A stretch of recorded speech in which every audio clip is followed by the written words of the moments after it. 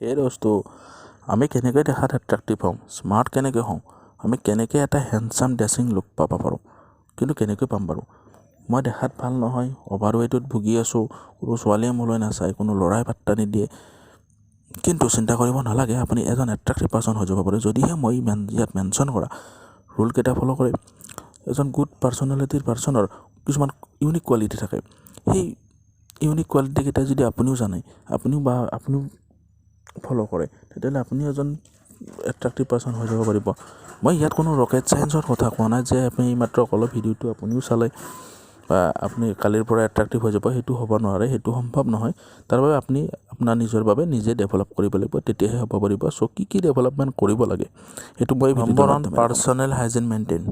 Personal hygiene মানে চাফ চিকুণ মেইনটেইন কৰা, সদায় নিজক চাফ চিকুণ কৰি ৰাখক। পাৰ্চনেল হাইজিন মেইনটেইন কৰা বাবদ নিত্য কিছু সময় হ'লেও দিয়ক, গতিকে মই আধা ঘণ্টা সময় হ'লেও নিজৰ চাফ চিকুণৰ নামত দিয়ক। Number 2 good dressing sense. আপুনি কেনে ড্ৰেছ পৰিধান কৰিছে সেইটোৰ ওপৰতো পাৰ্চনেলিটি নিৰ্ধাৰণ কৰা হয়। আপুনি ভাবিছে চাগে মোৰ 10,000 টকীয়া কাপোৰ নাই, চ' মই কেনেকৈ গুড ড্ৰেছিং মেইনটেইন কৰিম। কিন্তু বছ, আপুনি যি ড্ৰেছ পিন্ধিছে সেয়ে যদি আপুনি স্মাৰ্টলি ইউজ কৰে, আপোনাক নিশ্চয় স্মাৰ্ট লগা হ'ব। এটা কথা মনত ৰাখিব, আপুনি কি পিন্ধিছে সেইটো মেটাৰ নকৰে, আপুনি কেনেকৈ পিন্ধিছে সেইটোহে মানুহে চায়। চ' আপোনাক কেনে ড্ৰেছ পিন্ধিলে চুইট কৰে সেইটো আপুনি নিজে ফিগাৰ আউট কৰি লওক। ফৰ এক্সাম্পল, এজন শকত ল'ৰা, তেওঁক যদি ব্লেক টি চাৰ্ট বা হোৱাইট টি চাৰ্ট পিন্ধে, তেওঁক নিশ্চয় স্মাৰ্ট লগা হয়। চ' আপুনি আপোনাৰ ফেচ বা আপোনাৰ শ্বেপ অনুযায়ী আপোনাৰ কেনেকুৱা পিন্ধিলে চুইট কৰে তেনেকুৱা কাপোৰ আপুনি পিন্ধক, নিশ্চয় আপোনাক স্মাৰ্ট লগা হ'ব। নম্বৰ 3 গুড হেয়াৰ কাট। আজিকালি হেয়াৰ কাটত বহুত গুৰুত্ব দিয়া হয়। চ' আপুনিও নেগলেটেঞ্চি নকৰি আপোনাৰ ফেচ শ্বেপৰ অনুযায়ী ভাল হেয়াৰ কাট এটা লগাওক। আপুনি ভাবিছে মই কেনেকৈ জানিম যে মোৰ ফেচৰ শ্বেপ কেনেকুৱা কৰাৰ? চ' আপুনি এটা কাম কৰিব, আপুনি এখন ইউনিচেক্স পাৰ্লাৰত যাব বা ইউনিচেক্স চেলুনত যাব, তাতে ক'লে হ'ল মোৰ ফেচৰ শ্বেপ অনুযায়ী এটা ভাল হেয়াৰ কাট দি দিয়ক। সিহঁতত থকা মানুহবিলাক প্ৰফেচনেল হয়, সিহঁতে আপুনি জানিব বঢ়িয়া হেয়াৰ কাট এটা দি দিব আৰু নিশ্চয়কৈ এট্ৰাক্টিভ লগা হ'ব।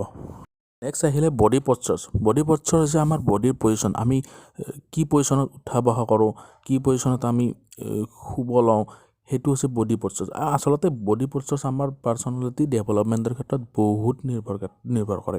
গতিকে বডি প'শ্চাৰ ঠিক কৰা, বডি প'শ্চাৰ ইমপ্ৰুভ কৰিলেহে আমাৰ স্মাৰ্টনেছ বা এট্ৰাক্টিভ দেখা হ'ব। গতিকে বডি প'শ্চাৰ্ছ কেনেকৈ ইমপ্ৰুভ কৰিব?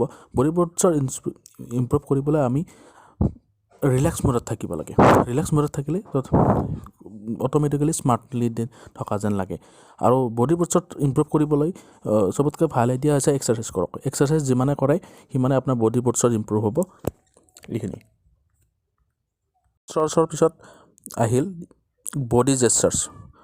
মানে কি, আমি সদায় কথা পাতাতে মানুহৰ লগত যেতিয়া কমিউনিকেট কৰোঁ, বডি জেষ্টাৰ্ছ ইউজ কৰি কথা পাতিব লাগে। বডি জেষ্টাৰ্ছ মানে হৈছে আমি হাতেৰে অংগী ভংগী কৰি কথা কওঁ। আমি যেতিয়া মানুহৰ লগত কথা পাতিম, তেতিয়া কমচে কম হাতেৰে বা আমাৰ হাত দুখনেৰে বা আঙুলিৰে অংগী ভংগী কৰি দেখাই দিলে কমিউনিকেশ্যনটো ভাল হয় আৰু এট্ৰাক্টিভ যেন হয়। গতিকে এইটোক কয় বডি জেষ্টাৰ্ছ বুলি। চ' বডি জেষ্টাৰ্ছ ইউজ কৰিহে কথা পাতিব লাগে। চ' আজিৰ পৰা মানুহৰ লগত কমিউনিকেট কৰিলে বডি জেষ্টাৰ্ছ ইউজ কৰক আৰু এট্ৰাক্টিভ লগা নিশ্চয় হ'ব পাৰিব। বডি জেষ্টাৰ্ছৰ পিছত আহিলে স্মাইল।